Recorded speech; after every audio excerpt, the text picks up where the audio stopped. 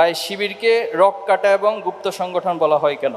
আচ্ছা, এই প্রশ্ন শুনে হাসি, এটা আমি সব জায়গায় ফিল করছি। এই প্রশ্নটা যখন কেউ করেন, আমি জানি না তিনি হেসে হেসে প্রশ্নটা লিখেন কিনা, কিন্তু প্রশ্নটা যখনই মাইকে বলা হয় বা পড়া হয়, তখন অডিয়েন্স থেকে একটা পক্ষ হেসে ওঠেন। তাই এটার কারণ নিঃসন্দেহে আপনারা ভালো জানবেন। আমার কাছে যেটা মনে হয়,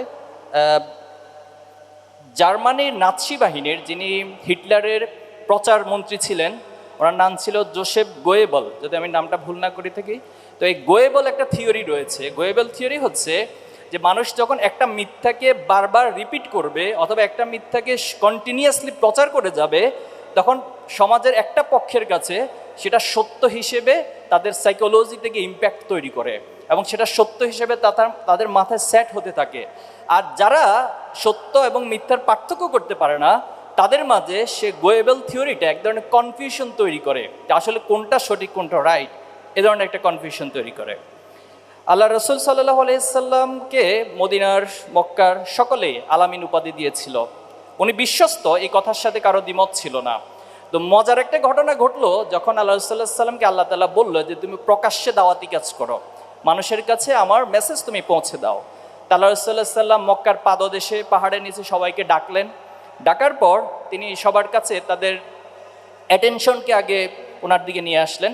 বললেন, আচ্ছা আমি যদি বলি পাহাড়ের পিছনে এই মুহূর্তে শত্রুপক্ষ অপেক্ষা করছে, তোমরা পাহাড়ের এপাশ থেকে কেউ শত্রুপক্ষকে দেখছো না, তোমরা এখানে যারা উপস্থিত আছো কারা কারা বিশ্বাস করবা যে পিছনে যারা আছে তারা তোমাদের সাথে যুদ্ধ করবে এবং তোমরা না দেখে আমার কথার উপরে ভিত্তি করে তাদের সাথে যুদ্ধ করার জন্য প্রস্তুতি গ্রহণ করবে?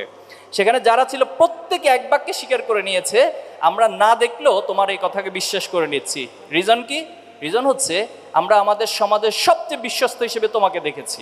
ওকে ফাইন, আমরা জীবনে কোনো দিন তোমাকে একটা লাইন একটা শব্দ মিথ্যা কথা বলতে এখনো পর্যন্ত দেখিনি। আমরা আমাদের নিকট আত্মীয়র কাছে যে বস্তু আমানত রাখতে আমরা সন্দেহ পোষণ করি বা আমরা সিকিউর ফিল করি না, সে বস্তু সে সম্পদ তোমার কাছে আমানত রাখতে আমরা সিকিউর ফিল করি। এজন্য আমরা তোমাকে সমাজে আলামিন হিসেবে বিশ্বস্ত হিসেবে ঘোষণা দিচ্ছি। ওকে, এখন মূল কথায় আসি, মূল দাওয়াতে আসি। মূল দাওয়াত হলো, তোমরা যে মিথ্যা খোদার ইবাদত করছো, তোমরা তোমাদের নিজস্ব গড়া যে খোদা সমাজে প্রতিষ্ঠা করেছ এবং সেই খোদার বিধানের আলোকে সমাজে অন্যায় অশ্লীলতার যে প্রতিস্থাপন করেছ, সেটাকে বাদ দিয়ে তোমরা এক আল্লাহর প্রতি ঈমান আনয়ন করতে হবে এবং রাসূল হিসেবে আল্লাহর পক্ষ থেকে আমি রিসালাত নিয়ে এসেছি এবং পরকাল সহ এই সবগুলো বিষয়কে তোমাদেরকে বিশ্বাস স্থাপন করতে হবে। এখন তোমরা কারা কারা আমার এই কথাকে বিশ্বাস করো? তখন একটা পক্ষ ছিল, যেহেতু আগের কথাগুলোকে বিশ্বাস করে নিয়েছি, আলামিন হিসেবে এই কথাটাকে বিশ্বাস করে নিলাম। আর একটা পক্ষ ছিল, তারা কনফিউশনে পড়ে গেল।